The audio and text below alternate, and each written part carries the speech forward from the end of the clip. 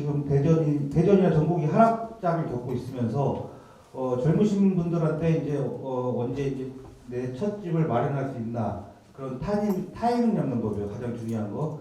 그리고 대전 부동산의 분위기가 어떤가 그거를 이제 간략하게 제가 알 수 있는 방법들을 이 자료를 통해서 좀 알려드리겠습니다. 예, 시작하겠습니다. 일단은 시간이 이제 1시간 정도 예정돼 있어가지고 제가 중요한 포인트만 짧게 설명을 드리겠습니다. 아무래도 이제 부동산이라는 거는 어떻게 보면 경제의 한 과목이죠. 예를 들어서 모든 사회 사이클에 다 연관되어 있습니다. 예를 들어서 부동산이라는 거는 종합주가지수나 우리 환율이나 CD 금리 그 다음에 고용지수 이런 거에 다 연동이 되기 때문에 전체적으로 이제 산업경제나 그 다음에 경제뉴스나 이런 것들을 항상 주의해서 살펴보고 항상 같이 있어야 되거든요. 그래서 이제 첫 번째 시간에는 경제 이론에 대해서 이제 부동산과 연관된 경제 이론입니다. 이거를 이제 하나의 제가 차트로 나타냈고요. 두 번째는 우리 대한민국에서 제공해주는 부동산 투자시 책이라고 하죠. 한국감정원하고 KB에서 제공하는 기본 이론에 대해서 설명을 해드리겠습니다. 일반적으로 제가 부동산 처음 공부를 할 때 여러 가지 쉬운 웹들이 많지만 저는 주로 이제 감정원이나 KB나 이제 네이버 웹을 가지고 공부를 많이 하고 그거 가지고 가공을 해서 데이터도 많이 이제 응용해서 추출하는 편입니다. 그 다음에는 이제 초보자들이 쉽게 접근할 수 있는 부동산 통계, 그 다음에 청약, 그 다음에 이제 다섯 번째가 가장 중요한 거거든요. 어느 타이밍에서 내가 갖고 싶은 아파트를 살 것인가, 그거를 이제 회귀율로 나타냈습니다. 그 다음에 이제 악마 데이터라고 해가지고 저거를 이제 제가 이제 매주 업데이트하는 프로그램인데 저걸로 해서 이제 대종세전 부동산의 분위기를 한눈에 파악할 수 있고요. 어떻게 보면 부동산이 과거, 현재, 미래가 있는데 과거 같은 경우는 실거래가로 볼 수가 있습니다. 현재 같은 경우에는 시세로 볼 수가 있고요. 미래 같은 경우에는 네이버 매물로서 미래를 예측할 수가 있습니다. 요 과거, 현재, 미래를 종합해서 나타내는 게 이제 앙타라는 이제 프로그램이거든요. 그 프로그램에 응용을 해가지고 제가 상승장 때 좀 많은 투자를 했습니다. 지금도 이제 많이 하고 있지만 그 다음에 이제 맨 마지막으로 어떻게 부동산을 투자를 하냐 그걸로 이제 대전세종 거래량을 좀 종합해서 가져왔습니다. 경제 이론입니다. 이제 어떻게 보면 우리가 접하면서 부동산과 그 다음에 환율과 그 다음에 이제 우리가 이제 광해통화라고 하죠. M2. 이제 유동성이 증가한다. 그 다음에 CD 금리가 올라간다. 그러면 아파트 가격이 어떻게 변하는가? 이걸 하나의 차트로 나타낸 겁니다. 일반적으로 우리가 98년도 환율이 1695원까지 올라갔었고요. 최고. 그 다음에 2008년도 1634원. 최근에 22년 10월 달에 1430원까지 환율이 올라갔습니다. 그러나 우리의 이제 유동성이라고 하죠. 유동성이라는 말 그대로 우리가 바로 이제 은행에서 현금할 수 있는 돈들, 이런 거를 이제 유동성이라고 합니다. 예를 들어서 가져다가 팔 수 있는 것들, 그런 걸 유동성이라고 하는데, 이 유동성이 증가한다는 얘기는 말 그대로 내 주머니에 돈이 많이 들어왔다. 언제든지 투자할 준비가 돼 있다. 그렇게 생각하시면 됩니다. 내가 이제 아파트를 사고 싶은데 사실상 돈이 없어 보시다. 근데 내 유동성, 돈이 많아져서 언제든지 현금할 수 있는 물건들이 많아. 그러면 내가 언제든지 할 수 있다. 그렇게 생각하시면 되고요. 그 다음에 CD. 우리가 지금 금리 때문에 이 어려운 시장을 겪고 있습니다. 지금 대한민국이 이제 3.5에서 이제 거의 동결로 끝나냐 마느냐 그런 기로에 서 있고요. 지금 미국 금리 같은 경우에는 지금 5%를 넘기냐 마느냐 서 있고요. 그래서 지금 이 금리에 따라서 어떻게 아파트 값이 변했냐를 나타내는 겁니다. 근데 일반적으로 맨 위에 이제 우리 이제 강남이라고 하죠. 강남은 나홀로 아파트를 대부분 걸어왔습니다. 나머지의 전국부터 전국의 부동산들은 거의 비슷하게 가 있고요. 이걸 어떤 자료가 나냐면은 이제 광역시에서도 비슷한 흐름을 나타내는 지역, 그 다음에 연동이라고 하고요. 비연동하는 지역, 이 찾아내는 하나의 이제 차트입니다. 이에서 요 부동산의 강남과 비연동하는 지역과 M2와 환율과 금리에 따라서 부동산이 어떻게 움직이느냐. 일반적으로 금리가 인상을 시작하면서 최근에 아파트들은 어느 정도 상승을 하다가 최근에 많이 하락을 하고 있습니다. 근데 과연 이게 우리가 금리 인상 때문에 나타낸 문제인가? 일반적으로 이런 질문을 많이 받거든요. 근데 과거 사례를 보면은 금리가 인상했을 때도 부동산은 올라갔습니다. 꼭 금리 때문에 부동산이 하락한다 이런 표현은 안 맞고요. 아무래도 우리가 금리라는 보다는 20년의 팬데믹이라는 우리가 한 번도 겪어보지 못한 것들을 겪으면서 많은 문제점들이 나타나고 그거에 인해서 부동산 가격도 그때는 워낙 호황기가 끝나고 금리가 인상되면서 미처 대처하지 못한 것들 그런 것들에 의해서 부동산이 지금과 같은 하락장을 맞이하고 있을 수도 있습니다. 예, 요거 같은 경우에는 이제 부동산 주가의 유동성이 어떤 방향으로 가고 있나, 어떤 관계가 있느냐, 요거 하나의 이제 차트로 나타내는 겁니다. 예를 들어서 우리 주택 구매 지수라고 하죠. 지수가 올라갈수록 코스피하고 어떤 관련이 있느냐, 둘 중에 어떤 것이 먼저 선행을 하느냐, 후행을 하느냐. 일반적으로 부동산 경기가 언제 좋아져? 그러려면 어떻게 해야 돼요? 선행하는 지표를 먼저 알아야 되거든요. 그 중에가 하나가 종합주가지수입니다. 우리 코스피 얘기 많이 하죠. 코스닥. 그래가지고 일반적으로 주가가 활발하다, 좋다, 올라간다 이러면은 아무래도 유동성, 돈이 많이 돌기 때문에 부동산으로 움직이는 유동성이 많이 들어옵니다. 시장에. 그러면서 부동산하고 주식하고는 얼마만큼의 선행을 하느냐 이거를 나타내는 하나의 차트거든요. 일반적으로 봐도 코스피가 먼저 하락을 했고 그 다음에 종합주가 부동산이죠. 종합지수가 하락을 하기 시작했습니다. 둘이 상관관계는 대부분 비슷하게 연동되고 있습니다. 요게 이제 어떻게 보면 하나의 차트의 포인트라고 말씀드릴 수 있습니다. 그래가지고 요거를 하나의 이제 막대 그래프로 나타내는 건데 일반적으로 대부분 오버랩을 되고 있지만 대부분 어떤 것이 먼저고 어떤 것이 후행하냐 이렇게 봐도 종합주가 지수가 먼저 올랐고 먼저 하락하는 이런 포인트를 볼 수가 있으십니다. 그래가지고 요거에 관련된 이것도 이제 마찬가지고요. 요거에 관련된 자료를 제가 좀 찾아본 자료인데요. 요거 자료 같은 경우는 KB하고 한국거래소에서 나타낸 자료입니다. 일반적으로 과거 사례 같은 경우에는 주가가 23개월 정도 먼저 선행을 했고요. 그 다음에 2003년 이후에는 13개월 정도 선행을 하고 있고 최근에 들어서는 더 빨라졌습니다. 6개월, 7개월 정도 선행을 하고 있습니다. 일반적으로 이 속도라는 게 아무래도 이제 우리 정보가 너무 많이 오픈되어 있고 스마트폰 하나 가지고도 모든 정보를 다 찾아볼 수가 있습니다. 그만큼 시대가 많이 빨라질수록 시대가 앞장서면서 정보들도 쉽게 접하면서 종합주가 지수가 조금 더 줄어든 것을 알 수 있습니다. 우리 가까운 예로 우리 SVB 사태 있잖아요. 아시죠? 이 사태도 마찬가지로 뱅크런이 일어난 것도 대부분 이제 스마트폰 사태라고 많이 하잖아요. 이것 때문에 똑같은 이치입니다. 그 정도 정보가 상당히 많이 빨라졌습니다.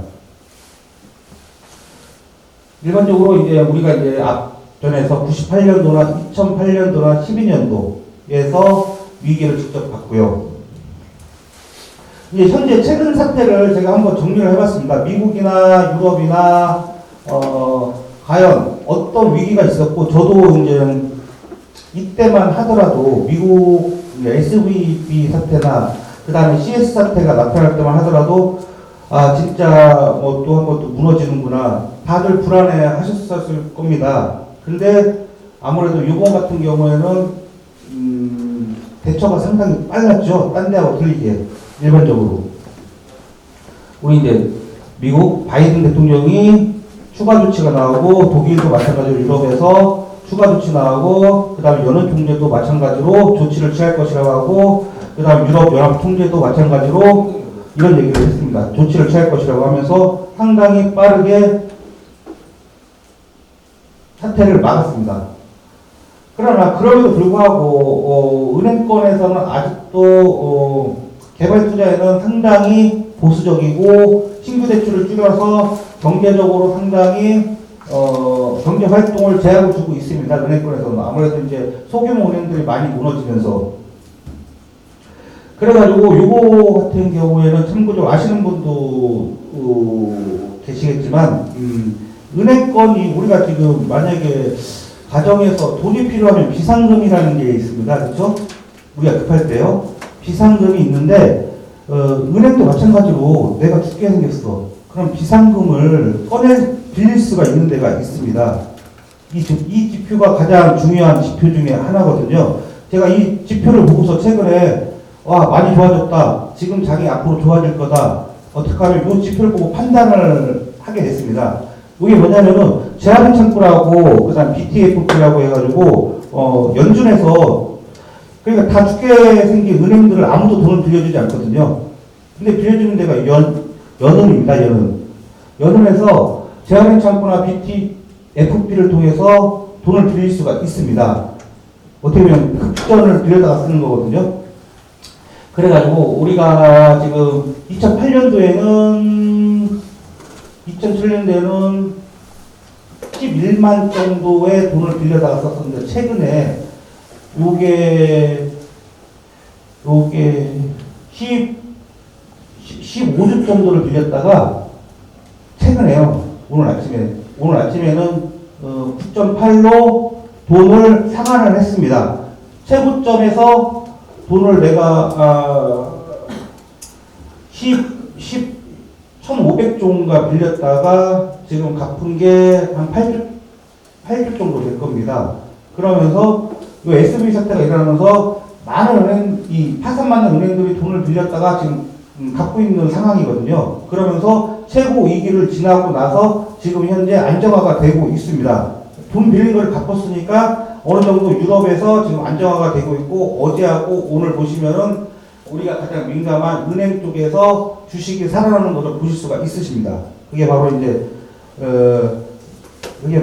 뒤쪽에 남는 은행주들이고요. 그 다음에 이제 우리가 확인할 수 있는 게 이제 지표죠. 이제 VIX라고 해서 이제 공포지수라고 나타내는 건데 예를 들어서 VIX가 10이라고 하면 한 달 동안 주가가 10% 올랐다가 내려갈 것이다. 이 등락하는 포인트를 얘기해 준 지수입니다. 이게 지금 보시면 과거의 사례를 봤을 때는 상당히 크게 낙폭을 발생하면서 안 좋았습니다. 근데 최근 들어서 많이 줄어드는 모습을 보여주고 있습니다. 그래서 이제 경제 지표라고 하면은 이제 주식에서는 이제 VIX를 많이 보는 편이고요. 그 다음에 은행권에서 연준에서는 아까 말씀드린 재활용 창구 이 지표를 많이 보고 있습니다. 그러면서 이제 아까도 말씀드린 VIX 지표가 내려오면서 은행권에서는 상당히 은행 사태가 안정화되고 있구나. 이게 어제거든요. 어제 자료거든요. 그러면서 많이 안정화를 찾고 있습니다. 좀 제가 빠른가요? 여기 너무 이제 제가 다 처음 보시는 분들이라 너무 어색해가지고 농담도 못하겠고 계속 제가 얼굴 있으니까 이게 좀 자유롭지가 않아. 이제 어떻게 보면 부동산을 하면서 우리가 필요적으로 봐야 될 그런 자료들입니다. 그래가지고 제가 준비를 했거든요. 일반적으로 일단은 이게 이제 제가 자료할 때 2020년도 7월달, 8월달까지의 이제 유동성, 광의통화, 협의통화를 나타낸 자료거든요. 이렇게 이제 돈이 많이 풀렸었어요. 저희가 보시면은 엄청 그러면서 부동산이 상당히 많이 상승을 했죠. 그러면서 우리가 어떻게 보면 지금 돈이 많이 풀리니까 부동산이 많이 올라가는 거고 그거는 기본 이치거든요. 말 그대로. 그러면서 지금 금리가 올라가면서 너무 많이 이제 투자하신 분들이나 감당할 수 없는 분들이 마찬가지로 그거에 대한 이제 갭투자가 갭거지로 바뀐 거죠. 그러면 감당할 수 없으니까. 그래가지고 항상 투자라는 거는 본인이 감당할 수 있는 선에서 투자가 이루어져야 되고 항상 현금 파이프가 어느 정도 되어 있는 상태에서 투자가 이루어져야 됩니다. 그 다음에 이제 대통령이거든요. 말 그대로. 우리가 지금 보시면은 여당, 야당을 이제 빨간색, 파란색으로 이제 표현을 했습니다. 그래서 지금 어떻게 변했나. 제로를 이제 처음 부동산 시장이 시작하는 걸 놓고 이렇게 부동산이 이제 올라가고 있습니다. 계속 엄청나게 올라갔죠. 그러면서 부동산이라는 게 뭐 긴축 정책을 했다가 완화 정책을 했다가 이제 그 시대에 맞게끔 부동산을 어떻게 보면 부동산을 대통령이 진행하는 게 아니라 그게 보좌관들에 따라서 많이 움직이죠. 보좌관들. 그래서 보좌관들의 어느 대통령이 어떤 보좌관이냐에 따라서 부동산에 영향을 상당히 많이 미칩니다. 지금 현재는 보시다시피 이명박 대자뷰를 하느냐 마느냐. 이명박에서 이명박 대통령이죠. 넘겨받은 게 노무현 대통령이었습니다. 이게 2008년도 우리 2008년도에서 2008년도쯤에 경제 위기가 한번 있었죠. 그러면서 지금 상황하고 어떻게 좀 비슷하게 돌아가고 있습니다. 문재인에서 윤석열 대통령으로 넘어가면서 지금도 어떻게 비슷하게 부동산 정책을 보면은 거의 흡사하게 나타나고 있습니다. 그래서 요거에 대해서 포인트를 지금 나타낸 거고요. 일반적으로 이명박 대통령, 노무현 대통령 있을 때도 가격이 상당히 많이 상승해서 이명박으로 넘어오면서 이 가격을 누르기 위해서 누르기 위해서 많이 노력을 했고요.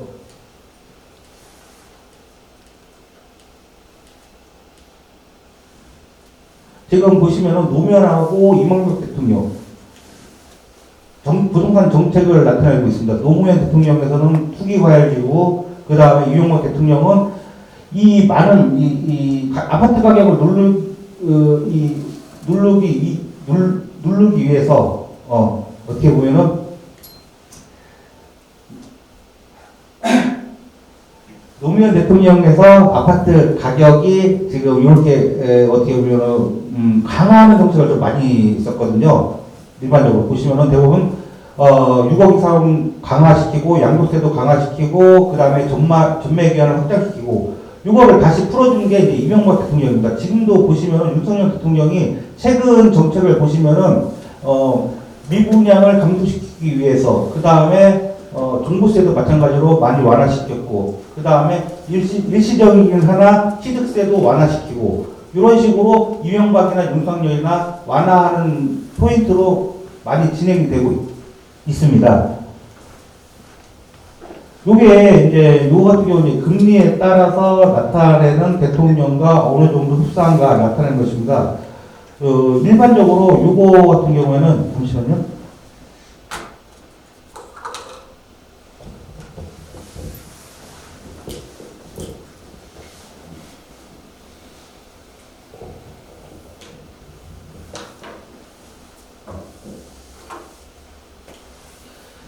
국채 3년물하고 기준금리하고 비교했습니다. 아까 이제 엘리베이터 타고 오면서 우리 이사님이 물어보더라고요. 앞으로 금리가 어떻게 될 것 같냐. 그거에 대한 답은 여기 이 안에 있습니다. 앞으로의 금리는 어떻게 될 것인가. 어떻게 보면은 이게 미래를 금리를 예측하는 포인트라고 보시면 돼요. 일반적으로 보시면은 기준금리 파란색은 국채 3년물 금리의 3년물 금리보다 항상 아래에 있었습니다. 절대 위를 넘어간 적이 한 번도 없습니다. 왜? 넘어가면은 나라에서 금리를 올려버려서 조정을 하기 때문에.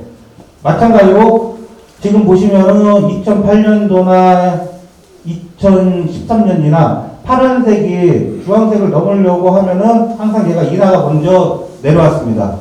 현재도 마찬가지입니다. 지금도 마찬가지로 3년물이 지금 3.5, 우리 기준금리가 지금 한 3.5 정도 되잖아요. 3.5를 3.5 3.5를 아래로 내려갔어요. 이 얘기가 뭐냐? 앞으로 금리는 내려갈 것이다. 왜? 파란색은 주황색에 항상 아래에 위치하고 있거든요. 3년물보다. 지금 3년물이 한 3.2 정도 나올 겁니다. 찾아보시면은. 그래서 앞으로 기준금리가 절대 3.5를 넘지는 않을 겁니다. 나라에서 조정을 하기 때문에요. 이렇게. 그래서 금리 인하는 여기서 중요한 포인트는 뭐냐면 앞으로 금리 인하는 더 빨라질 가능성이 상당히 높을 것이다. 그게 포인트입니다. 말 그대로. 그래가지고 요거 같은 경우는 기준금리하고 국제 3년물하고 어디가 위고 왜 이런 차트가 나타냈는지 이거를 한번 찾아보시면은 많은 도움이 되실 겁니다. 그러면서 앞으로 금리에 대해서 방향성을 알 수가 있거든요. 뭐 100% 많지는 않지만 과거부터 현재까지 금리하고 우리 국제 3년물하고 금리는 이런 관계를 항상 갖고 있었습니다. 이렇기 때문에 요 같은 경우에는 서칭해 보시면은 여러 군데에서 비슷한 자료들이 많으실 겁니다. 그래서 많은 경제학자들이 이걸 가지고 많이 예측을 하거든요.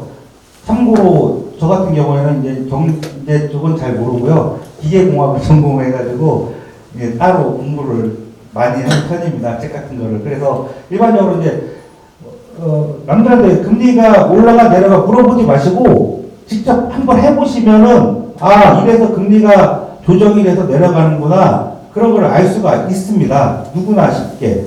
그래서 저는 요걸 한 번씩 중요한 포인트를 그려보라고 얘기를 하거든요. 기준금리하고 국제 3년물에서 보시는 거.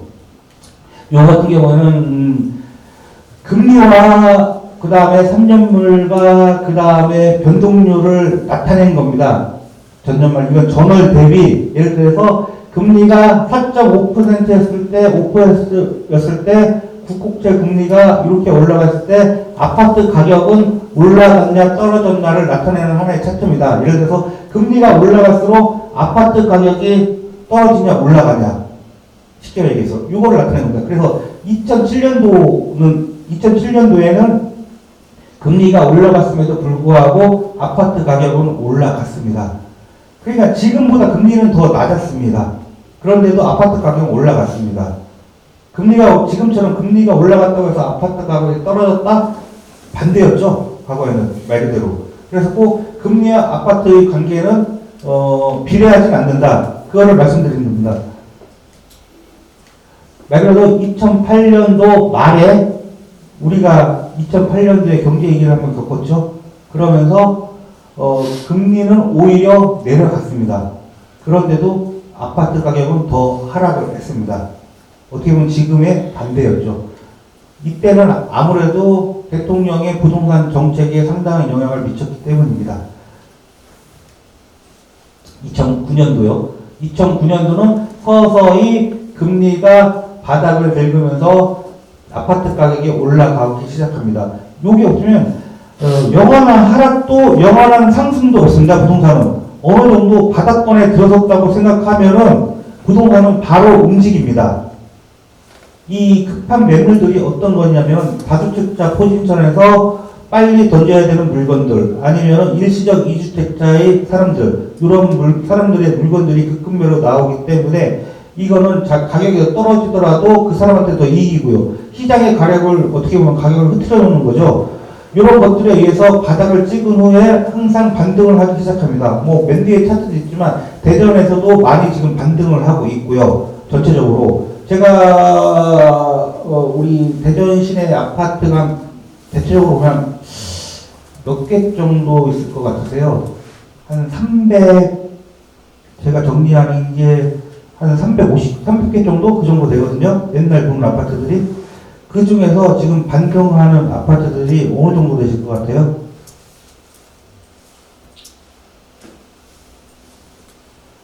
잘 모르시죠? 그렇죠? 제가 봤을 때는 반등이라는 것은 최저점을 찍고서 이제 올라오는 것들입니다. 대부분이 보면 50%를 넘어서고 있습니다. 현재 데이터들이. 다만 요 바닥에서 바닥을 태동처럼 탈출을 한다 이런 표현은 아니지만 대전시도 이제 세종시의 영향과 일단은 가장 중요한 게 대전이 올해 공급 물량이 상당히 닫혀 있죠. 공급이 없어가지고 지금 반등을 하려고 준비를 하고 있습니다. 마찬가지로 이제 2010년도요. 그 다음에 2020년도 최근입니다. 최근에 저희가 지금 하락을 한 것들이 8월 달부터 하락을 하기 시작했습니다. 이제 이게 전국 차트거든요. 그 다음에 지금도 바닥을 찍고선 어느 정도 올라가고 있습니다. 기준금리 지금 3.5%를 보여주고 있고요. 현재로서는. 그 다음에 우리 노무현 대통령 때는 상당히 좋았고요. 위기 때도 이렇고 이명박 대통령도 좋았고 박근혜도 좋았고 뭐 이거는 이제 빠른 거니까 제가 빨리 넘어갔습니다. 단지 이제 울산 같은 경우에는 일반적으로 이때 당시에 울산 같은 경우 많이 올랐거든요. 35.39, 울산은 9.88, 그 다음에 울산은 이제 연도별로 봤을 때 이렇게 다 하락했는데 얘만 어느 정도 올라갔다. 많이 올랐다. 그래가지고 이게 어떤 얘기냐면은 종합주가 지수하고 아파트 가격하고 연동하는 거를 보여주려고 나타낸 겁니다. 울산을 움직이는 거는 현대입니다. 현대 말 그대로 현대자동차, 현대중공업이 잘 나가야지. 이제 월급을 많이 주면 이 사람들이 부동산에서 움직이는 움직임이 상당히 지고 있습니다. 그래서 일반적으로 이제 현대중공업하고 현대자동차의 주식이 떨어지냐 높아지냐에 따라서 아파트 가격이 올라가냐 내려가냐 그거를 나타내고 있는 하나의 차트입니다. 일반적으로 이제 같이 아까 말씀드린 대로 주식이 연동을 한다, 선행하는 거고요. 그 다음에 이제 문재인 대통령에서 울산이 많이 좀 떨어진 상태고 이제 최근 거죠. 우리 대전 세종 보시면은 대부분 이제 마이너스 10%에서 마이너스 16%의 아파트 변동률을 보여주고 있습니다. 전체적으로 전국을 봐서도 지금 많이 떨어졌어요. 많이 떨어졌기보다는 그 전에 많이 올랐습니다. 많이 올라간 거를 어느 정도 이제 뱉어내고 있다. 그렇게 보시면 되고 있고요. 그 다음에 이제 뭐 실업하고 고용 지수인데 이거는 제가 넘어가겠습니다. 이거 같은 경우는 연동면허라. 그 다음에 여기 제가 좀 중요한 게 두 번째인데 시계열이라고 있습니다. 네, 시계열. 이건 어떤 걸 나타내냐면은 부동산 통계는 세계기관에서 조사하고 생산한 지수를 나타내는 것이고 여기 보시면은 KB 부동산원 그 다음에 부동산 114에서 시세를 이렇게 나옵니다. 가격 지수 마찬가지로 일반적으로 이제 한국부동산원에서 이제 나타내는 거, 그 다음에 국민은행에서 나타내는 거 두 가지의 자료를 많이 쓰고 있거든요. 아파트의 이제 가격 지수라든가, 그 다음에 이제 전월세 동향이라든가, 이걸 일주일에 한 번씩 공개를 하고 있습니다. 일반적으로 이제 시계열, 우리가 시계열 월간, 주간에 대해서 나타낸 것입니다. 그리고 이거 같은 경우는 이제 감정원 자료인데, 여기 이제 어떤 거를 나타내냐면, 감정원 자료에서 그 주에 대해서 포인트를 제공을 해줍니다. 일반적으로 이 날짜에 대전 서구에서는 준산동 구축 대단지의 가격 하락이 나타났다. 여기 어떻게 보면은 저한테 교과서 역할을 해주고 있거든요. 저한테 매주에. 전국을 보시려면은 감정원이나 KB 자료를 제가 항상 서칭을 합니다. 서칭을 해가지고 왜 아파트에 어디가 떨어졌나, 왜 떨어졌나, 그걸 자세하게 설명을 해줍니다. 자세하게.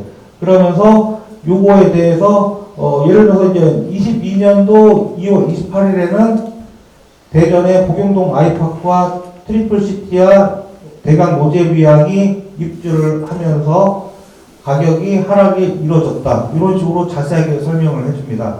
요게 이제 몇 년치를 모아보면은 그 도시에 대해서 우리가 흐름을 읽을 수가 있습니다. 이 도시가 어떻게 가격이 올라갔고, 어떻게 내려갔고, 왜 내려갔으며. 그래서 요거의 하나의 흐름을 보는 역할을 해줍니다. 이런 식으로.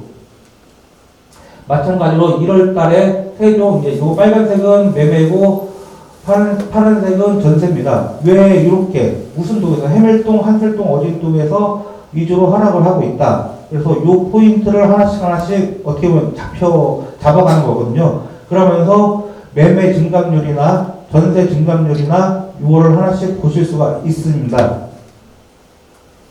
이게 어떻게 보면 되게 중요한 자료거든요. KB나 국민에서 제공하는 자료들. 왜냐면 이분들은 이걸 직업을 갖고 있으면서 시세 조사를 매일 하고 이 분야에서 최고기 때문에 저 역시 마찬가지로 이 자료를 신임하면서 서머리를 하고 있습니다. 제일 저희 같은 사람들 공부하기 좋은 방법 중에 하나거든요. 마찬가지로 3월 20일 날 세종에서는 여기 나오죠. 부동산 규제 완화 기조가 나타나면서 시중금리 인하 등 금리물이 소진되면서 반등했죠. 피벗이 발생했죠. 마이너스 플러스로 피벗이 발생하면서 새로운 다정동 주요 단지 위주로 매수 문의가 증가하여 하락에서 상승으로 전환했다. 태릉동 다정동 아파트 가격이 많이 올랐습니다. 반등도 많이 하고 있고 물론 이전부터 많이 나타났지만 이런 식으로 타이밍을 하나씩 잡아가면서 포인트를 잡아가는 겁니다. 이제 어떻게 보면 투자 측면에서는 이렇게 좋은 자료를 어떻게 무료로 받을 수가 없죠. 거의 이제 제공을 해주기 때문에. 근데 상당히 귀찮고 시간이 좀 많이 걸리죠. 정리하고 이거를 가공한다는 것 자체가. 대전도 마찬가지입니다. 왜 1월 30일 날 대덕구에서는 신대동, 연축동 위주로, 그 다음에 홍도동, 성남동 위주로 이런 식으로 하락이 발생을 했다. 이렇게 전세 같은 경우에는 왜 하락을 하는지 이렇게 자세하게 설명을 해주는 게 감정원 자료들입니다. 마찬가지로 서구도 3월 달에는 이런 식으로 중구에서 태평 오류동, 유성구 문지 전민동, 대전에서는 서구 도마 간주동 여기까지 제공해 줍니다. 동까지만. 감정원이나 KB나 어디까지나 대전시 서구 둔산동 그 다음에 전체적으로 떨어졌다 올라갔다 얘기를 해줍니다. 그 다음부터 아파트를 찾아가는 게 투자자들의 목이고 공부하는 사람들의 목입니다. 그게 바로 요거죠. 제가 만든 이제 앙탈하는 것인데 요거 같은 경우는 뭐냐면은 네이버 매물과 미래를 나타내는 거요. 그 다음에 과거 시세와 과거 거래 내역과 현재 시세를 기반으로 해서 나온 것입니다. 그래서 이제 요 같은 경우는 예를 들어서 도롱동 SK뷰가 떨어지고 있다. 매매가 떨어지고 있고 전세가 떨어지고 있다.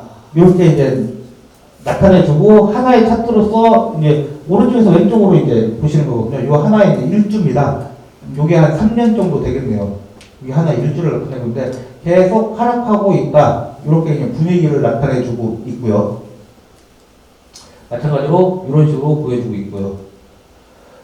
그 다음에 이거 같은 경우에는 시계열에서 제공을 해주는 변동률입니다. 변동률 하고 그 다음에 평균값하고 전국의 구를 표현했을 때 185개의 구가 나옵니다. 유성구, 서구, 이렇게 경기도, 시흥시 이런 식으로 해가지고 185개가 나오는데 185개 중에서 이 논산이라는 논산시가 몇 등을 차지하고 있나? 이거 같은 177등, 이 주에서는 매매가 177등을 했다는 겁니다. 상당히 안 좋았다는 거고, 그 다음에 이제 논산이 최근 분위기가 좋거든요.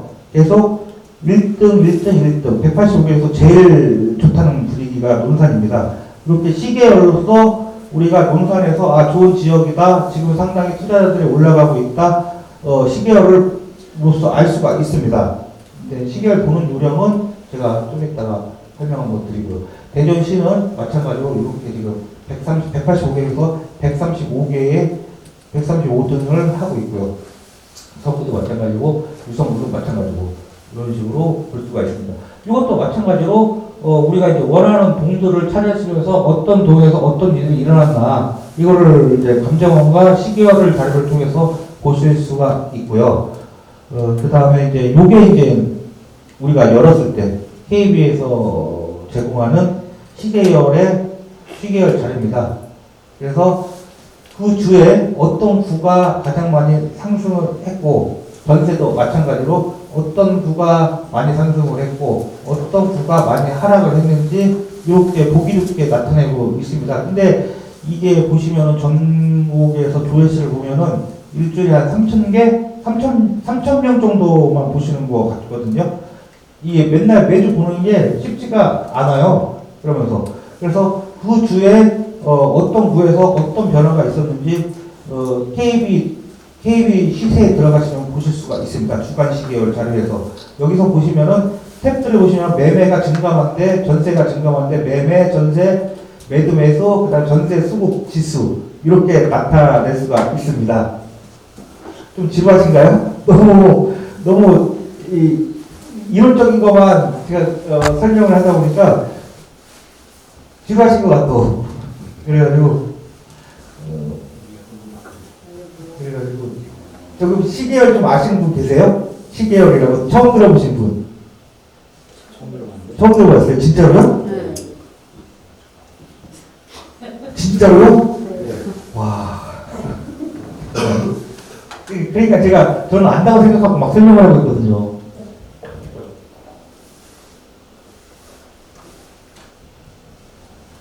이 시계열이 뭐냐면요. 우리가 초등학교 입학하잖아요. 초등학교 1학년 때 한글 배우잖아요.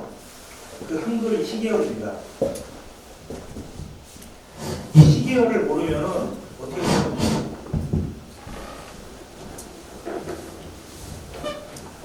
시계열을 안 보고 투자를 하면은 투자를 할 수가 없습니다. 말 그대로 그 정도로 중요한 게 교과서예요. 시계열이 나타내주는 게. 왜냐면은 부동산이라는 게 사이클이 있거든요. 올라갔다가 내려갔다가 올라갔다. 그 사이클을 얘기를 해줍니다. 예를 들어서 그 주에 가장 강한 게 부산 사상구, 그 다음에 서산 이런 식으로 얘기를 해주잖아요. 증감률도 상당히 높고 하락률도 상당히 빠른 지역이 어디지. 그래가지고 요거를 보고서 그때 맞는 타이밍을 잡고서 아파트에서 투자가 일어나는 겁니다. 기본적으로 어떻게 보면 초등학교에서 기본 중에 기본이죠. 시계열이라는 것들이.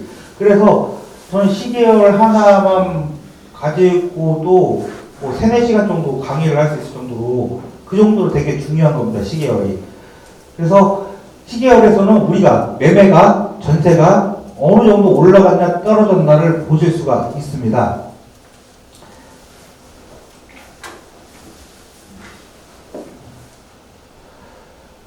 요 같은 경우에는 전세 시계열에서 보여주고 있는 전세 수급 지수입니다. 예를 들어서 100을 초과할수록 공급 부족 비중이 나타났다. 위로 올라갈수록 공급이 부족하다. 전세 공급이 이 시계열에서 제공을 해줍니다. 근데 대부분이 바닥을 찍고 있습니다. 근데 그나마 세종에서 바닥을 찍다가 좀 반등하는 모습을 보여주고 있고요. 대전은 마찬가지로 어느 정도 멈췄다가 지금 보합 상태로 지금 올라가고 있고요. 서울도 마찬가지. 근데 수치는 대부분 다 100 미만에서 놀고 있어요. 근데 그나마 여기서 반등이 일어나면서 전세 수급이 어느 정도 좀 좋아지려고 하고 있고요. 이렇게 시계열에서 중요한 자료들을 보실 수가 있습니다. 충북도 마찬가지로. 그 다음에 매수 우회 지수입니다. 요 같은 경우도 100을 초과할수록 살 사람들, 매수자들이 많다. 미만일 때는 매도자가 많다를 나타내주고 있는 수치입니다. 마찬가지로 세종 같은 경우에 지금 세종이 좀 살아나고 있죠. 반등하면서 매수자가 어느 정도 많습니다. 마찬가지로 대전 매수지는 아직까지 조용하고요. 근데 시계열에서 매수 우회 지수를 제공을 해주지만 일반적으로 이제 제가 하는 방법은 뭐냐면은 매수자가 많다. 집을 사기 전에 사람들이 제일 먼저 하는 행동들이 이삿짐 예약이죠. 그렇죠? 네이버 토탈에 가시면은 포장이사라는 검색을 해보서 검색의 조사 검색량을 보시면은 분위기를 알 수가 있어요. 언제 사람들이 이사를 많이 가려고 준비를 하고 있냐. 그게 이제 포인트가 이제 포장이사나 반포장이사 이런 걸로 해서 분위기가 최근에 지금 어떻게 보면 실시간이기 때문에 부동산의 분위기를 빨리 읽을 수가 있습니다. 그러면서 호텔 검색을 통해 가지고 그러면서 알 수 있는 방법이 있고요. 요게 이제 시계열입니다. 시계열에서 매수 우회 지수가 지금 수치가 높아진다고 하면 사람들이 많이 찾는다. 그 다음에 전세 수급 지수도 마찬가지로 높아질수록 많이 찾는 거고요. 낮아질수록 이제 요거 같은 경우는 21년도 1월 달부터 8월 달까지 이제 나타낸 겁니다. 이런 식으로. 이것도 마찬가지로 시계열을 나타낸 거. 요게 이제 어떻게 보면은, 시계열을 분석하는 방법을 나타낸 것입니다. 요 같은 경우에는, 제가 하는 방법은 뭐냐면은, 이 시계열을, 엑셀을 열면 요게 나옵니다, 표가 나오는데, 요거를 피시고서는 전국, 그 다음에 한 달, 두 달, 세 달, 네 달, 다섯 달을 평균을 냅니다. 전국적인 평균을 내서, 한 달, 두 달, 세 달, 네 달, 다섯 달. 앞으로 수치가 강해질수록, 그냥 플러스가 될수록 이 시장은 살아나고 있는 분위기다. 그래서 어떻게 보면 이 시장은 앞으로 좋아질 것이다. 예측을 하면서 시계열을 분석하고 있습니다. 이때 당시에는 강동구나 강서구가 좀 좋아지고 있었고요. 지금 분위기가. 그러면서 이렇게 수치를 보면서 저희들이 파악하는 방법이 있습니다. 마찬가지로 이런 식으로 보는 방법이 있습니다. 근데 사실상 시계열 같은 경우에는 이제 단풍잎이라고 하는데 파랄수록 시장이 안 좋다, 빨갈수록 시장이 빨개서 좋아지고 있다. 이런 식으로 표현을 많이 하거든요. 그래서 이런 식으로 어떻게 보면 평균보다 좀 좋냐 나쁘냐를 나타내주는 이제 시장 강도라고 보시면 됩니다. 이런 식으로 표현을 하고요. 시계열에서는 이런 식으로 대전 같은 경우는 이제 최근 같은 경우는 너무 분위기가 안 좋아가지고 제가 안 가져왔습니다. 보시면은 대전 이제 유성고 보시면은 0.09, 0.11, 0.1, 0.14, 0.1 다섯 달의 평균하고 첫 달 평균하고 보시면은 점점 갈수록 좋아지진 않았어요. 그래서 앞으로 시장은 더 나빠질 것이다. 그런 식으로 이제 예측을 했고요. 우리가 이제 이 퍼센트를 나타냈는데 이거 좀 어려워가지고 이거 넘어가겠습니다.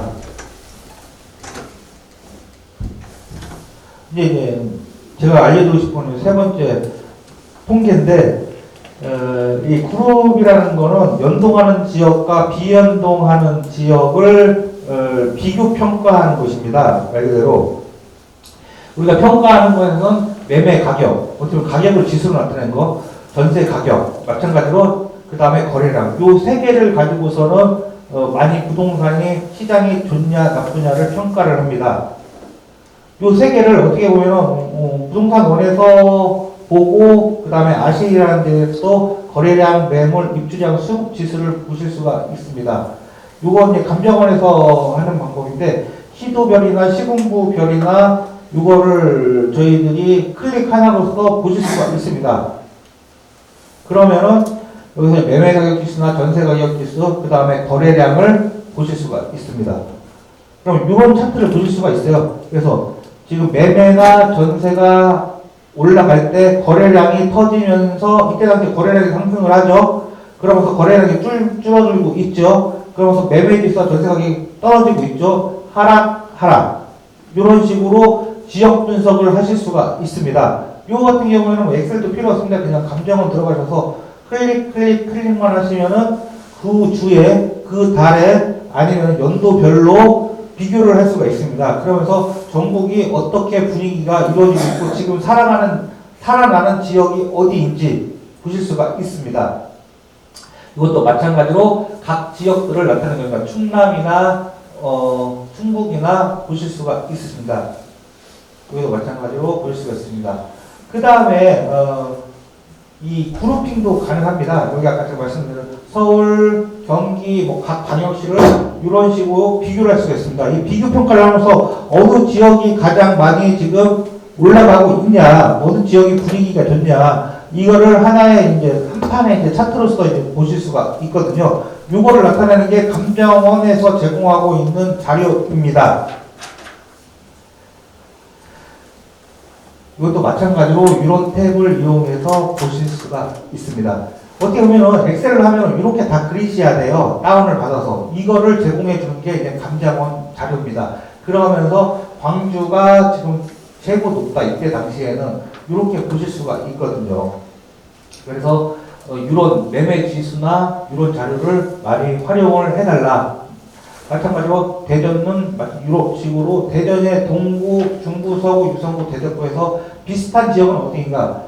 대덕구하고 동구하고는 같이 비슷한 흐름을 보여주고 있고, 대전의 중간은 중구로서 이런 흐름을 보여주고, 그 다음에 서구하고 유성구는 비슷하게 이런 흐름을 같이 가고 있다. 이런 식으로 이제 이게 같이 비교하는 게 연동한다. 이제 그룹이라고 얘기를 많이 하거든요. 이 그룹에서는 어떻게 연동하는 아파트들이 있고 비연동하는 아파트가 있는데 이걸 크게 보면 구별로도 이렇게 나타낼 수가 있습니다. 이 마찬가지로 이제 이것도 이제 이런 식으로 그룹핑해서 수급 동향이나 보실 수가 있고요. 그 다음에 이제 우리가 이제 분양권을 많이 하거든요. 이건 간단하게 설명드리고 5번, 6번 탭을 제가 설명을 해줘야 되니까 이거는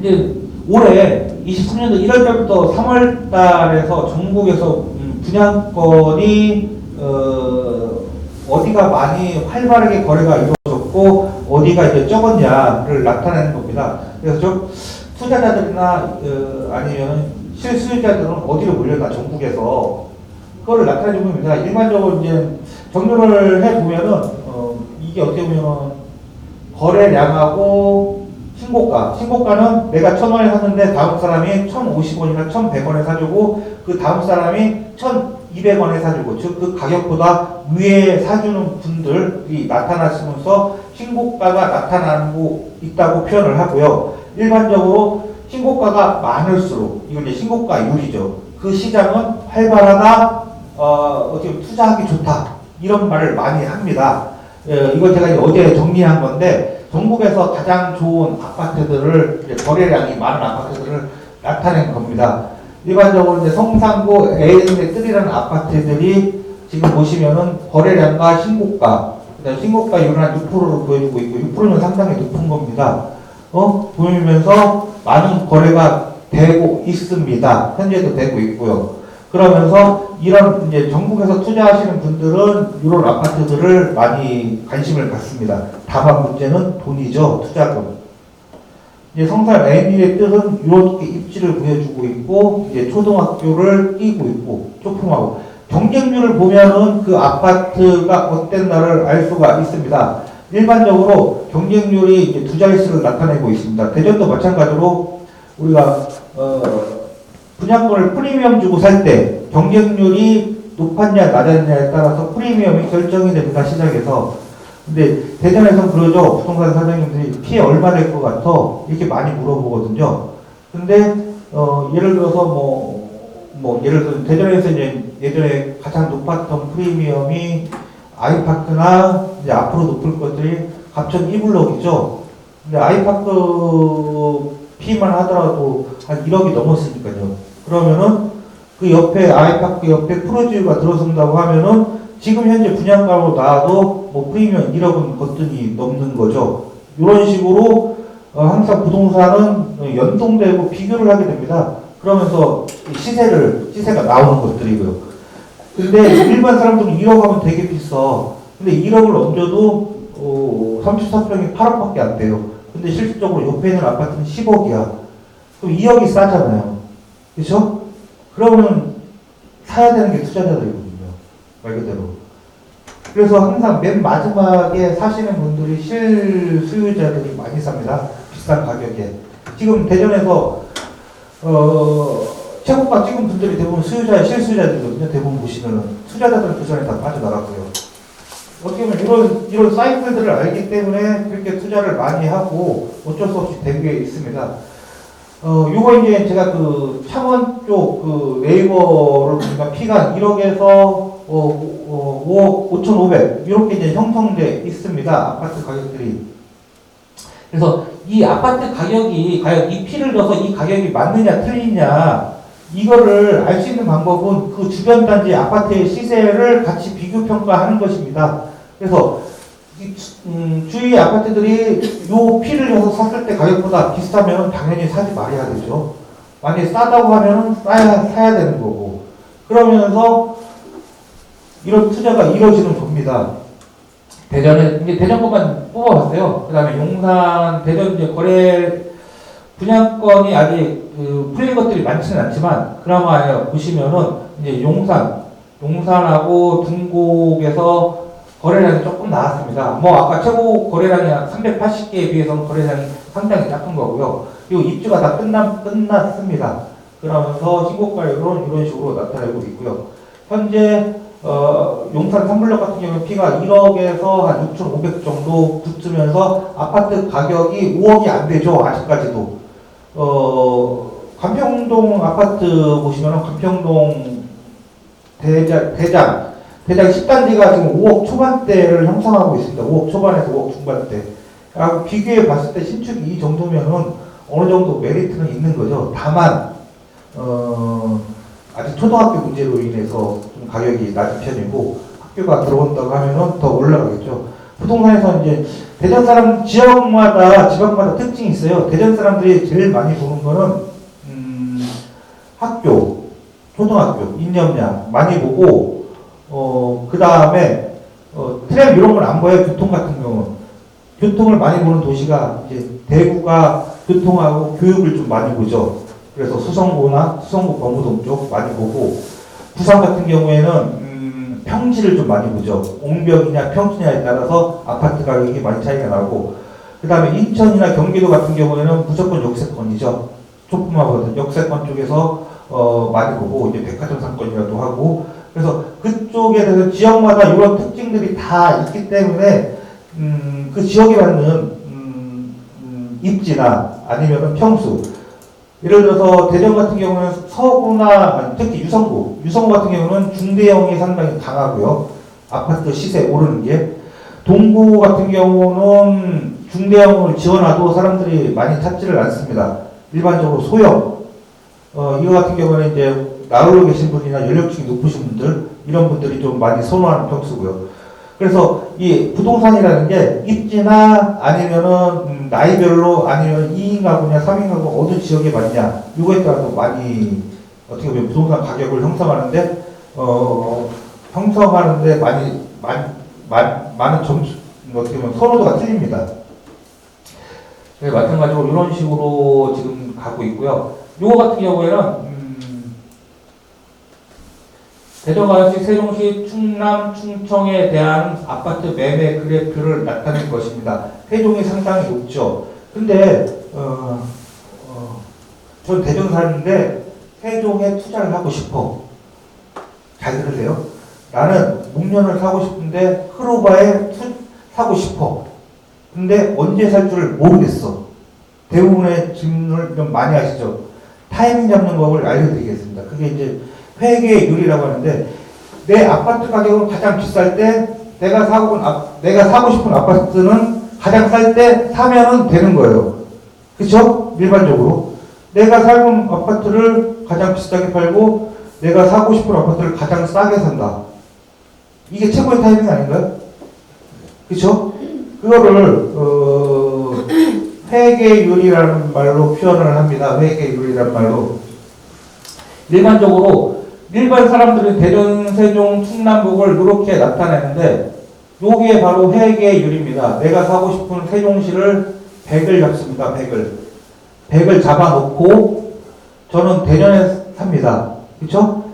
세종보다 가장 비쌀 때, 그쵸? 가장 비쌀 때, 가장 쌀 때 사면은 나는 세종에 투자를 잘하는 겁니다. 일반적으로. 그래서 마찬가지로 이때 당시에는 세종이 여기 충남북도 마찬가지입니다. 가장 비쌀 때, 가장 쌀 때. 지금은 점점점 멀어지고 있죠. 타이밍 놓쳤죠. 그렇죠? 모든 아파트도 마찬가지입니다. 내가 100을 잡아놓고 언제 타이밍을 잡을 때, 언제 진입하는 타이밍이냐. 지금 점점점 멀어지고 있다. 세종이 올라가고 있잖아요. 눈으로 보셔도. 그렇죠? 이렇게 타이밍을 잡는 겁니다. 내가 이사 갈 때나 마찬가지로 투자할 때나. 그래서 간단하면서도 많이 씁니다. 이런 방법들을 그냥 최고점에서 팔 때. 근데 이것보다 더 좋은, 이건 어떻게 보면 이론적인 거고, 이것보다 더 좋은 거는 부동산에서 급급 매사하는 거죠. 네, 급급 매사하는 게 가장 좋고, 이론적으로 전체 시장을 읽을 때는 이런 방법, 회계율을 많이 씁니다. 그래서 이거 하나 정도는 알아두시면 많은 도움이 되실 겁니다. 이건 일반적으로 감정원이나 얘들은 이렇게 제공을 안 해줍니다. 회계율 같은 경우는 본인들이 100 100 세팅을 해서 만드셔야지 최고점하고 최저점을 찾을 수가 있으십니다. 그래서 이런 식으로 투자가 이루어지고, 이제 마지막으로 제가 설명을 해드릴 게 뭐냐면은 이겁니다. 이제 아파트 실거래가 들어가면 이 사이트에서 보시면은 다운받을 수가 있습니다. 거래량을요.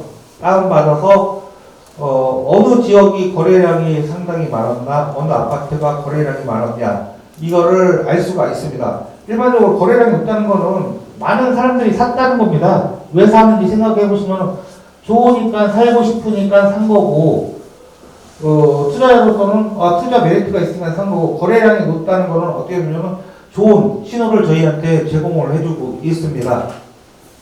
일반적으로 매매 거래량 보시면 대전 유성구 같은 경우는 상대동 트래플시티 5단지에서 올해 29개가 거래가 돼서 거래량이 최상단에 올라와 있습니다. 그래서 일반적으로 유성구 상대동 실거래가를 제가 보는 저 같은 경우에는 최근 실거래가 3개월치를 거래량이 높은 거 순으로 해서 이게 방향이 계속 올라가고 있냐 아니면 반대로 떨어지고 있냐, 그러면서 가치 평가를 합니다. 좀 더 기다려도 돼. 지금은 가격이 올라가고 있어. 이런 식으로 해서 아파트의 가치 평가를 해서 지금 이 가격이면 괜찮다 하고 앞으로 더 오를 것이다 내릴 것이다 판단을 합니다. 앞으로 더 오를 것이라는 어떻게 판단을 하냐면은 실거래가하고 네이버 매물 최하단이 실거래가보다 높냐 낮냐에 맞춰가지고 판단을 합니다. 일반적으로 대전시의 분위기를, 거래량 높은 것들을 보시면 대전시의 분위기를 알 수가 있습니다. 대부분 우상향하는 것을 보실 수가 있습니다. 이제 베르디움까지 보시면은. 그러면 앞으로 대전시 부동산은 물론 거래량 높은 거를 최상단 5개를 봤지만 대부분 봤을 때는 우상향하는 그래프로 나오고 있습니다. 그래도 최소한 바닥권은 탈출했다. 우상향, 저 같은 경우는 앞으로 더 오를 가능성이 높다고 얘기는 하지만 공개적인 데에서는 바닥권은 어느 정도 탈출을 했다. 이렇게 많은 말을 해요. 급급매들이 빠졌을 때. 서구도 마찬가지로 보시면은 거래량 높은 탑 5를 봤을 때 우상향하고 있습니다. 그 다음에 이제 마지막으로 세종입니다. 세종이 지금 바닥을 찍고서 많이 올라가고 있습니다. 지금 보시면 세산마을 6단지는 엄청난 거래량을 보여주면서 우상향하는 것을 볼 수가 있고 3억 7천에서 시작해서 4억 천, 거의 한 4천, 4천 5천 이상 올라가는 상태입니다. 해밀동도 마찬가지고요. 그 다음에 가온 4단지도 마찬가지로 구평이 6억 2천에서 지금 6억 7천대로 5천 이상 올라간 상태고 중춘동 다세마을 5단지도 많이 올라갔습니다. 이게 뭐냐면은 일반적으로 거래량이 많은 단지들은 최초에 아파트들이 어느 순간까지는 많이 올라갑니다. 거래량이 이렇게 높은 단지들은.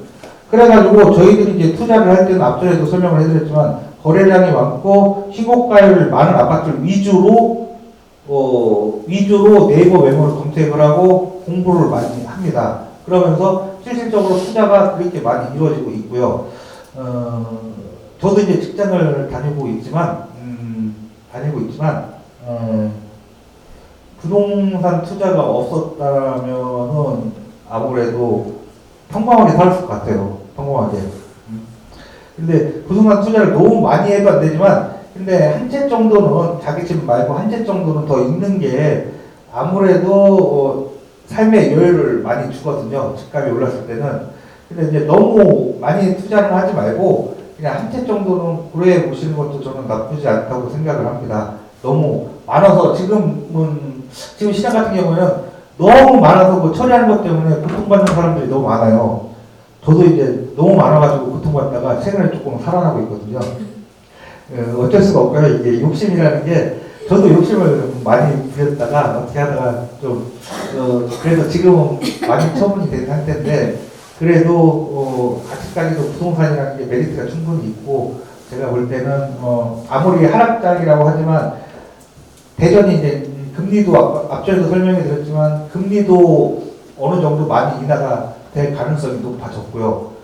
그 다음에 앞으로 이제 백그런 사태는 많이 줄어들 거라고 생각이 들고요. 그 다음에 지금 아무래도 나라가 어려우면은 가정이 어려우면 나라가 망하기 때문에 나라에서도 이걸 원치 않아요. 그러면서 언제나 항상 지원군은 총재나 대통령이었어요. 아까 나왔잖아요. 바이든 나오고 술츠 나오고 대통령들이 나와서 문제 없어, 괜찮아, 돈 찾지 마, 다 얘기하고요.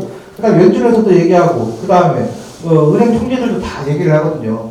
그런 식으로 나라가 쉽게 망하지는 않습니다. 이거는 항상 제가 강의하면서 하는 얘기거든요. 경제 위기가 오면은 항상 지원군들이 나타난다. 그 지원군들은 대부분이 사회의 높은 계층이거나 아니면 총리거나 대통령들이 많았습니다. 그런 걸로. 그래서 제가 오늘 1시간 정도 준비를 했는데 아무래도 1시간 정도는 되게 상당히 짧은 시간이고, 그리고 이제 부동산은 아무래도 관심 있어야지, 뭐든지 관심 있어야지 좀 이 수업도 많이 좋아지거든요. 근데 이제 저희 회원들 보시면은 이 부동산 강의에 지금도 하락장이지만 상당히 관심이 많아가지고 제 카페에서 글을 기다리시는 분들이 상당히 많아요. 이런 분석글 같은 거. 근데 제가 요즘 좀 힘들어가지고 좀 많이 못하고 있는데, 여러분들도 조금 더 관심을 갖고 해보시면 많은 도움이 되실 것 같습니다. 예, 이상으로 제가 마치겠습니다. 질문 안 받아요? 질문 있으신 분들 질문 부탁드립니다. 예. 대전이 좋아요? 세종이 좋아요? 대표님 입장에서는? 저요? 저는 사는 곳은 대전이 좋고요. 투자는 세종이 좋아요. 세종은 제가 한마디만 해주면은, 제가 세종 투자하시는 분들한테 항상 하는 말이 있어요. 세종은 더 이상 아파트 들어갈 자리가 없어. 이게 무슨 말이냐면은, 대전도 마찬가지입니다. 순산동이요. 더 이상 아파트를 짓고 싶어도 지을 수가 없습니다. 이게 무슨 얘기냐면은, 기존 아파트 가격들이 오를 수밖에 없어요. 만약에 신축 아파트가 들어간다면, 우리 늑페르 지금 36평이 15억 8천이죠. 이자만 해도 1억이 넘죠. 왜 늑페르가 그렇게 비싼 이유냐면은, 그런데도 마감돼요. 그런데도 마감돼요. 일반 사람들한테 감당할 수 없는 금액이지만, 그 구축에 사는 사람들은 평생 소원이 여기를 떠나기 싫지만 새 아파트가 들어간다면 나는 여기서 살고 싶어. 그 얘기를 많이 합니다. 세종도 마찬가지입니다. 지금 이생 세龍있잖아요. 세龍지금 제표에서 그냥 나성동 보시면 돼요. 주고 오늘도 보시면은 국민평형이 나사렛 6단지가 9억을 찍었거든요. 오늘 실거래가 올라온 거 보시면 9억이 찍었습니다. 일반적으로 보시면은 이런 식으로 세종이 엄청난 구축, 이런 들어올 수 없는 자리에서 신축이 들어서면은 가격이 올라가고 있습니다. 대전도 마찬가지고요. 지금 앞으로 대전에서 지금 그나마 도심 쪽에 있는 게 이제 숭어리샘인데, 숭어리샘 분양가가 한 1950 정도 되거든요. 그것도 지금 뭐 일반적으로 사시면 8억 정도 되는데, 그것도 마찬가지로 기다리는 사람 많습니다. 앞으로 세종은 더 강하면 강해지 들어올 자리가 없기 때문에, 지금 육생도 거의 해밀동 들어서고 하면 해밀동도 지금 국민평형이 6억 중반대 7억 정도 되거든요. 더 이상 들어올 자리가 없습니다. 앞으로 이제 세종은 파이가 커져야지, 더 커져야지 이제 그나마 이제 공급이 되지, 더 이상 공급이 없기 때문에 앞으로 좋아집니다. 올해하고 내년에만 대전 세종 합해서 공급이 가장 적은 연도일 겁니다. 대전 세종이. 그래서 저는 앞으로 세종이 더 좋아질 수밖에 없다. 이번에 하락장 맞으면서도 세종 가신 분들한테 제가 한 말이, 어차피 다 떨어졌으니까 기다리라고, 지금 파나 나중에 파나 똑같으라고 그 얘기를 많이 해줬어요. 그러면서 이제 올해 1월달인가 그때부터 이제 수치가 좀 올라가가지고 기다리라고 해서 많이 좀 안 파신 분들이 좀 많거든요. 세종 쪽에.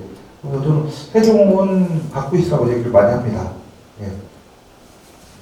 그래서 이제 방법은 그거죠. 다주택자 포지션은 아파트는 이제 세금이 좀 세고, 차라리 이제 토지 쪽이나 이런 쪽으로 좀 많이 좀 갖고 있으라고 많이 하거든요. 예. 그래서 이런 식으로 질문 많이 하세요. 이런 게 많지 않아요. 대전은 어디가 제일 괜찮아요? 제가 사는 집이요. 대전 같은 경우는 제일 좋은 집이 둔산동이에요. 저는 이제 저 상대동 살고 있지만 둔산동 항상 크로바 사는 얘기 많이 했어요. 크로바. 이렇게 좋은 데가 없다. 왜? 일반적으로 크로바가 왜 좋으냐고 하면 크로바 아파트가 좋은 건 절대 아니에요. 왜냐면은 크로바가 분양받은 사람들은 안 좋아요. 크로바가 왜 좋냐고 하면은 아파트가 2년차, 4년차, 6년차를 돌아가면서 비싸게 준 사람들은 그 아파트를 절대 싸게 내놓거나 그냥 버리지 않습니다. 이게 무슨 얘기냐면 크로바는 이미 1990년도 대년에 어떻게 보면 부의 상징이죠. 그런 사람들이 계속 바뀌어 왔어요.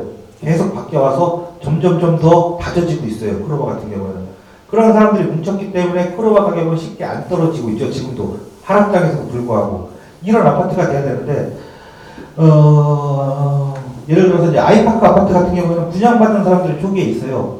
이런 사람들 같은 경우에는 지금 고금리에 나 어느 정도 이익 봤으니까 받고 던지고 딴 데 이사 갈래. 이런 심리가 상당히 많아요. 그래서 진짜 좋아지는 아파트는 최소한 4년, 2텀 정도 돌아가야지 그 다음에 다져지기 시작합니다. 이게 아파트 다져지기라는 얘기를 많이 하는데 중산동 같은 경우는 이미 많이 다져져 있어요. 지금 뭐 크로바, 목련, 한마로 사시는 분들 보시면은 대부분 다져져 있기 때문에 상당히 좋은 아파트라는 평가를 받고 있죠. 근데 아무래도 신규 아파트, 유성 쪽에는 신규 아파트에 도안 시도시가 있지만 다져지려면은 아무래도 시간이 멀었어요. 그나마 구블럭이 좀 많이 바뀌고 하면서 밀면 의사나 판사나 이런 분들이 좀 있지만 그래도 워낙 투자들이 많이 들어갔기 때문에 시간이 좀 걸립니다. 그래서 좋은 아파트들은 그런 아파트래요. 제가 항상 그래요. 임장 가는 사람들한테 지하 주차장 가서 외제차가 몇 대 있는지 한 칸에 10개를 봤으면 그거 세라고. 그게 그 사람들의 어떻게 보면 수입 능력이고 아파트를 평가하는 기준이 될 수 있다고 그 얘기를 많이 합니다. 소형차 뭐 많은데 가갖고 이 사람들을 하는 것보다는 아무래도 이제 외제차가 많은 쪽, 특히 이제 법인 쪽도 많이 보거든요. 예. 요즘에 대전에 그 동구 쪽에도 재개발 좀 많이 하는 많이 하고 있습니다. 예, 동구 쪽에 혹시 재개발 너무 많이 미분양이 되지 않는 걱정도 좀 있는데 어떻게 보세요? 미분양은 기정사실하죠. 미분양은 어떻게 보면 받아들여야 돼요. 중요한 거는 미분양이 되는 거는 확실한데 소화하는 속도가 상당히 빠르다는 겁니다. 이제 보시면 요번에 이제 하카포레나부터 시작해가지고 그 다음에 복용동에 닌 시작해가지고 지금 월평공원 가 있잖아요. 이 사람들이 대전 사람들이 아니고 전국에서 이제 미분양 처리하는 조직들이라고 얘기를 많이 하거든요. 이 분들이 와서 하는 말들이 대전시장이 그렇게 좋답니다. 왜? 소화하는 속도가 상당히 빠른데요. 뭐 호재나 하나만 터지면은 다 달라붙어가지고 딱 쓸어버리고 이런 식으로 보시면은 동구도 마찬가지로 지금 호재가 지금 대전역이잖아요. 동구는 마찬가지로 이런 호재하고 엮여서 처리되는 거는 저는 된다고 봐요. 다만 투자 잘하면은 한 번 더 생각해보고 가치 평가를 해보면서 어떤 동구라고 하면 전 첫 번째 입지도 있지만 가격이 좀 다른 곳보다 싸야 하지 않나 그 생각을 많이 하거든요. 그 다음에 동구 쪽에서는 당연히 제가 말씀드린 대로 좀 소형 평수나 국민 평형을 위주로 조금 투자를 한다거나 단지 이제 수익률의 차이죠. 수익률의 차이. 그래서 그런 차이를 보고 있습니다. 동구 쪽도 예전에는 뭐 이스트시티나 뭐 그쪽 대동 라인들이 상당히 잘 나갔었거든요. 근데 지금은 아무래도 악재라고 하면은 이제 공급이 많은 거죠. 천동 쪽에. 그러면서 이런 공급을 어느 정도 어떻게 해결할 것인가. 그게 해결할 수 있는 게 이제 유입 인구라든가 어느 정도 이제 공기관들이 좀 많이 들어와야 되거든요. 네. 또 하시면 됩니다. 질문 있으신 분 손 들어주세요. 예. 올해나 내년에 분양되는 아파트 중에 가장 관심 가져야 할 아파트가 수원이 셈입니다. 그리고 갑투가 풀리면은 노려볼만 하죠. 가장 많이 근데 일반적으로 사람들이 학습 효과가 워낙 강하기 때문에 우리가 갑3에서 이미 분양권의 가격을 알고 샀던 사람들은 가격을 알기 때문에 갑투도 가격을 이미 많이 부르고 있어요. 시장에서는 상당히 제 생각보다 많이 부르고 있어요. 근데 이제 저는 개인적으로 청약통장 있는 분들한테는 기다렸다가 복용동 프로지오를 분양받으라고 얘기를 많이 합니다. 중대형으로 이제 이루어질 거고 앞으로 언제 할지 모르지만 아마 여기 많이 아실 겁니다. 프로지오 쪽이 상당한 메리트가 있거든요. 그래서 분양가가 얼마나 할지 모르지만 프로지오 하나 사시면 그래도 인생 로또는 되지 않을까 당첨되면은. 예, 저는 그렇게 추천을 많이 합니다. 송월 생명 같은 경우는 너무 비싸고요. 사실상 예, 분양가가 1950 정도 나온다고 하면은 뭐 걸어봤자 뭐 어느 정도 못 갈 것 같고 프로지오는 괜찮을 것 같아요. 송원생 위치는 괜찮아요. 위치 괜찮은 100점 중에 그래도 한 70점은 되죠. 아무래도 이제 학교가 이제 둔원초나 이제 경통 큰마을하고 이제 학교만 같이 쓰지만 뭐 사실상 이게 참 둔산하고 가까운 게 장점이에요. 그 위에 뭐 걔가 뭐 트램이 있거나 뭐 학교가 좋거나 뭐 상권이 좋거나 이런 건 아니죠. 둔산 근처에 신축이 있다. 그게 장점이죠. 그 대표적인 게 이제 탐방 이편환이었죠. 탐방 이편환이 최신이에요. 어떻게 보면 일반적으로 대구나 부산이나 대전은 재개발 재건축이 상당히 느린 편이에요. 이 도시를 보면은 구축에 신축이 들어서면은 무조건 아파트 가격은 폭등했어요. 대전도 탐방 이편환 처음에 폭등했었잖아요. 근데 너무 폭등을 해보니까 요번에 용문 보세요. 분양가 올려놓고 숭어리도 마찬가지로 분양가 또 올라갈 거 뻔한 뻔짜고 누가 봐도 뻔한 뻔짜거든요. 그러면은 말 그대로 실거주자 위주로 이제 세팅이 되는 거고 대부분이. 그래서 저 그게 비슷한 돈 주고 산다는 건 저는 별로 뭐 그렇게 해서 추천을 안 합니다. 차라리 비쌀 거면은 좀 큰 평수로 좀 프로지오 같은 거 그런 걸 좀 많이 하라고 하거든요. 그렇게 많이 합니다. 예, 질문 더 없으시면 이상으로 강의를 모두 마치겠습니다.